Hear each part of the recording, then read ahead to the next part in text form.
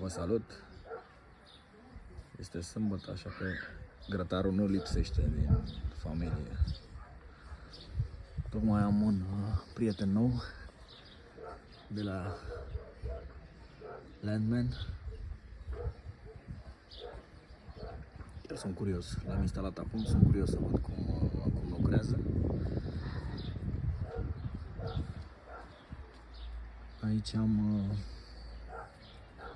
niște plăci de fontă de la Leroy Merlin, foarte, foarte bune. Și grătarul românesc tot. De dimensiuni mari, oțel. Aici, vreau să zic, aici faci un berbec, un vițel, un porc întreg.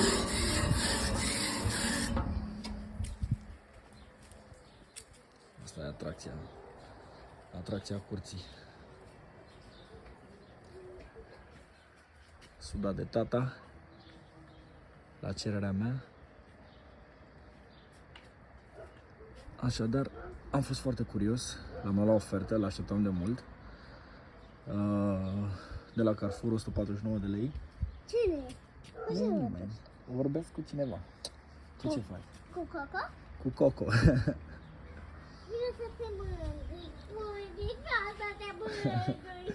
Sophie se bucură de pisici. Și cum ziceam, l-am luat la 149 de lei, mi se pare best deal. Super, l-am așteptat de mult, într-adevăr, era 300 de lei. Și l-am luat la 149.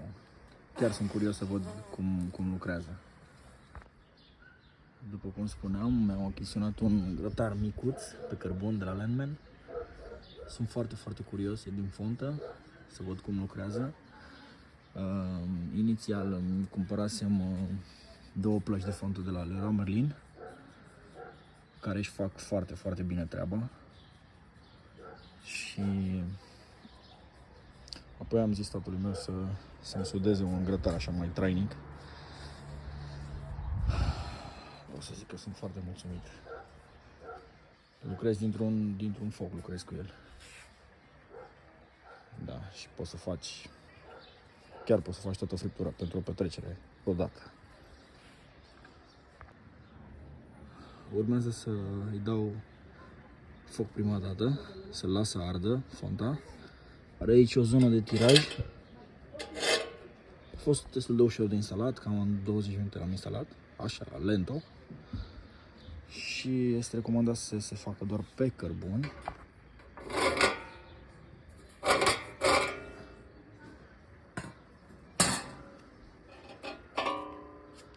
Fontă. Se pare că arată foarte bine, e un best buy la 149 de lei, sincer. Cu nivel de înălțare. Chiar sunt foarte curios să văd cum lucrează. Are un diametru de 35 de centimetri și cred că e suficient pentru o familie cu un copil cum avem noi. Dar revin cu update. Are un tiraj foarte bun. Arde super bine. Am adăugat niște scoarțe de fag pentru un pic de aromă. Și o să las un pic să ardă și apoi o să adaug plita. Arată super bine. Micuț, practic. Am scos și ustensilele cu mânere din bambus. Vinul rece. Am încins și am dat contură pe grill. Și acum urmează să punem carnea. Și să zic, să avem poftă.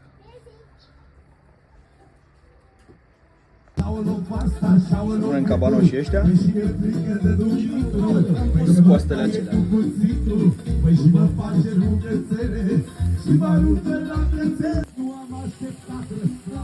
Deci vreau să le fac slow cooking, e focul moale și vreau să le fac încet așa. Aici e tot baițul la noi, arsura nu e nimic, e doar baițul care e normal să se facă așa. Cârnați cabanoși, doar un pic față dat. Sai ceva ceva ca pe la noi, pe la Iancu, și anul așa, în port, să mai este ani de gure majorul mișcu, așa. Deci ce se întâmplă aici e cooking show. Cu ăsta micuț. N-ai treabă cu el. Și acum o să le năbuci un pic și o să le bag în tavă la cuptor vreo 10 minute. Ca să se facă frage de așa, să cadă de pe os. Ia uzi, bă! Mâncăm și legume, nu numai carne. Asta merg la cuptor direct acum. Și asta se fac ușor. Hai să fii sănătos, să vă întorci. N-ai cum. Cele mai frumoase culori pe fața pământului. Uitați-vă culori aici.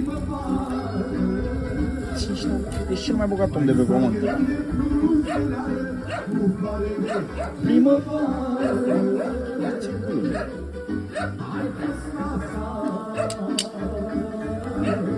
Muzică bună, familia.